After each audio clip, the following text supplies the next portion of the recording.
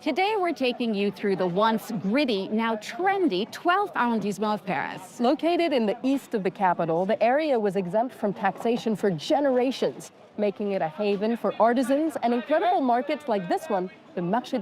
The 12th is full of culture and history as well. The incredible Opéra Bastille was built to mark the bicentennial of the French Revolution, right near where it all kicked off. Join us as we explore Paris's biggest arrondissement, the 12th.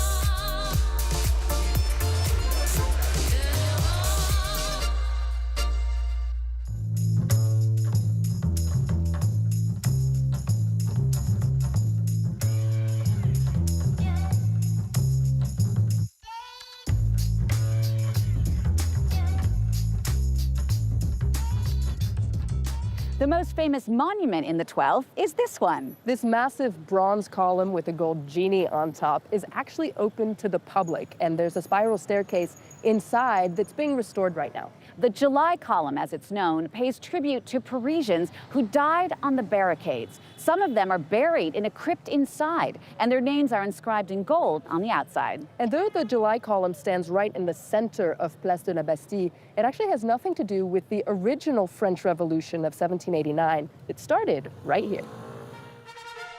The Place de la Bastille is a historic and symbolically charged site for the French capital and has been for centuries. In the late 14th century, a fortress called La Bastille was built there to protect the eastern gate of Paris from English forces during the Hundred Years' War. Over time, it became a state prison used by the monarchy to detain political prisoners, often without trial. Infamous inmates include the Enlightenment philosopher Voltaire, the scandalous libertine writer the Marquis de Sade, and the mysterious man in the Iron Mask. The prison became a symbol of the tyranny of an absolute monarchy. It was used as an arsenal to stock weapons as well. On July 14, 1789, revolutionaries stormed La Bastille and destroyed it, an event remembered as the beginning of the French Revolution. July 14th, Bastille Day, is now France's national holiday. Following the revolution, a temporary fountain was erected at the site of the former prison. A statue of the goddess Isis, with water flowing from her breasts, represented purification and rebirth of the nation. Napoleon Bonaparte also had grand plans for the site of the former Bastille. He ordered the construction of a monumental bronze elephant water fountain, but his vision never came to life. In the late 1830s, the July column was erected to honor another revolution, the one of 1830, not 1789, contrary to popular belief. Though the original Bastille prison is long gone, you can still find traces of its foundation in the nearby metro station and pavement markers. Today, Place de la Bastille continues to be a vibrant hub and a traditional gathering point for left-wing protests.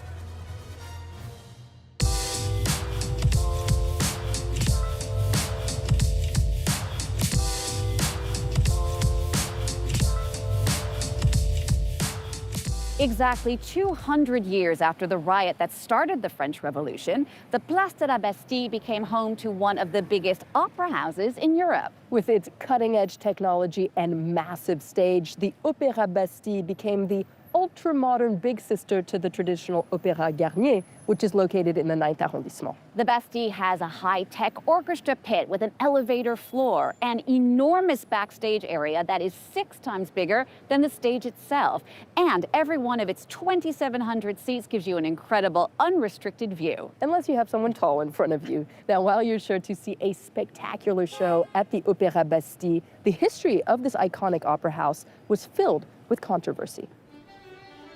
The Opéra Bastille opened July 13, 1989, to commemorate the bicentennial of the French Revolution. It was a passion project of then-President François Mitterrand to create a state-of-the-art, popular opera house, less elite than the exquisite Opéra Garnier. The granite and glass building, designed by Carlos Hot, was also built to be a modern landmark in the French capital. It not only marked the spot of the infamous Bastille prison, its location in the eastern 12th arrondissement was meant to balance the distribution of Parisian theaters, which were predominantly in the west. But in its early days, what's now the main opera house in the capital was the subject of much controversy. Critics were skeptical Paris even needed a new opera, as it already had both the Garnier and the smaller Opéra Comique. Others said it was built in the wrong place, shoehorned into the cramped site of an old railway station in the working-class 12th arrondissement. And a series of limestone panels falling off the sides of the building didn't help either. Inside, some spectators complained about acoustical blind spots in the front rows. But over the years, the Opéra Bastille has made its mark on the capital. Its star-studded shows selling out almost every single performance today.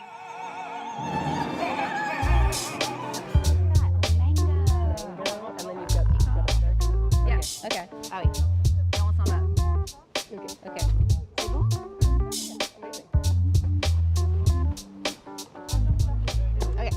The 12th arrondissement is full of culture and history, but what kind of people actually live here?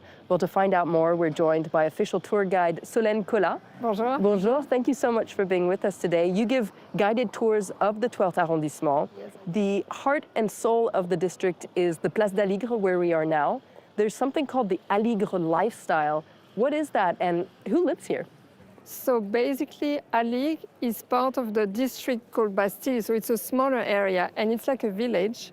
And so the lifestyle here is very specific because you have 3 different markets, lots of food stores, lots of artisans, and so that's very diverse. People like being with each other.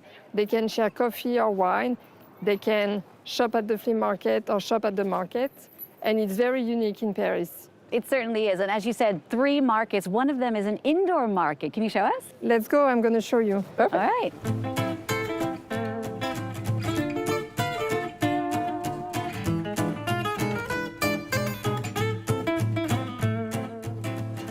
So this is one of the oldest covered markets in Paris. Yes, it is.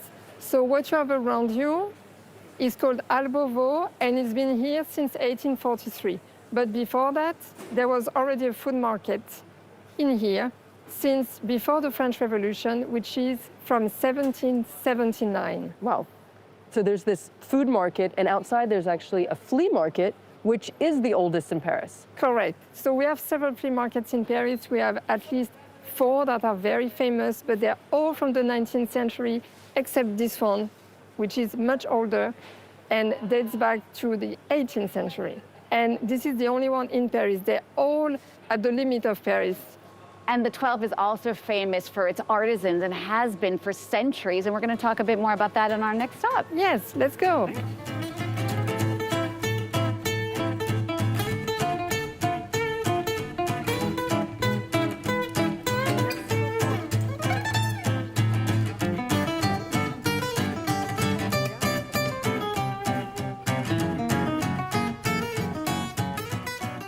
Solène, today some of the best artisans in the 12th work here at what's called the Viaduc des Arts. Tell us about that. Yeah, so the Viaduc des Arts is basically a bridge with 60 arches on the way, and it used to be a train line. So there's basically 2 parts. One part up there, that is the former train line, and now it's a park. And underneath, they decided to create, in the 90s, some workshops for the Parisian artisans. And so in total, under this bridge, there are 40 different artisans. And what kind of artisans can you find in these workshops? So it goes from jewelry, fashion, painting restoration, glassware, tableware, silverware, and much more. Like they also produce jam and alcohol. It's wide, it's huge what they make here. So what are the rules for having a workshop? So it's managed by the city of Paris, and you have to be among the best artisans in town. You need to prove that you make high quality production and that you actually would produce here on the spot. And so Paris is well known for its leather artisans. And there's one workshop here, they're called Tassin, and they've been around for 120 years. So we're gonna see it now and we'll make a short visit. Amazing. Let's go.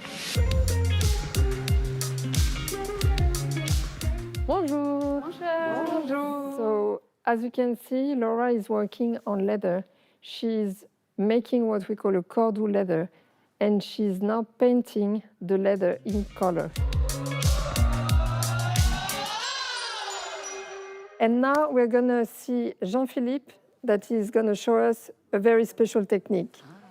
Alors là, je vais fabriquer un cuir de bureau avec de la dorure, une vignette dorée. Et si vous voulez, je vous propose d'essayer. Vous voulez? Ouais, carrément. Allons-y. OK. C'est le son du métal de la roulette sur l'éponge et le bruit de la vapeur qui me donne la température de l'outil.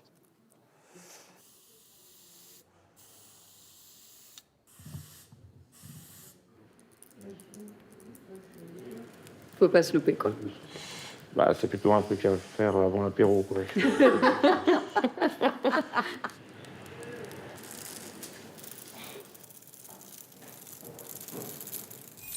Voilà, tac. Et là, on essaye d'aller le plus droit possible.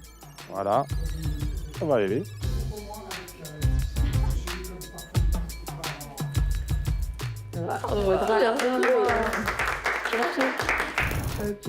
Comme avec quelqu'un qu'on n'aime pas. C'est beaucoup plus rapide. Solène, thank you so much. That was so much fun. If you want to find out more about the secrets of the 12th arrondissement, be sure to book a tour with Solène. Yeah, thank you for coming, and don't forget to pay a visit to Promenade Plantée up there. Let's go. All right, thank you. Bye. Bye.